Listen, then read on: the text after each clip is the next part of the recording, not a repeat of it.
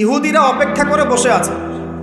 কিসের অপেক্ষায় বসে আছে? সব ইহুদি না অবশ্য, যারা জালেম জায়নিস্ট বদ, এরা অপেক্ষা করে বসে আছে যে শেষ জামানায় তাদের একজন মাসিহ আসবে। কি আসবে? মাসিহ মানে ত্রাণকর্তা, উদ্ধারকর্তা।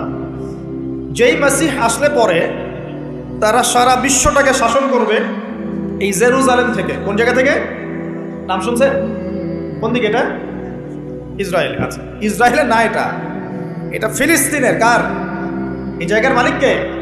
এই জায়গার মালিক আমরা। এটা আমাদের জায়গা। 3টা মসজিদ আপনি সফর করবেন সোয়াবের আশায়, তার সবচেয়ে শ্রেষ্ঠ মসজিদ হারাম মানে মক্কায়। 1 রাকাত নামাজ পড়বেন, 1 লক্ষ রাকাত নামাজের সওয়াব হবে ইনশাআল্লাহ। 2 নাম্বার মদিনা, 1 রাকাত নামাজ পড়বেন, 1000 রাকাত নামাজের নেকি হবে ইনশাআল্লাহ। 3 নাম্বার কি? এই যে আকসা, আমরা তো ভুলেই গেছি।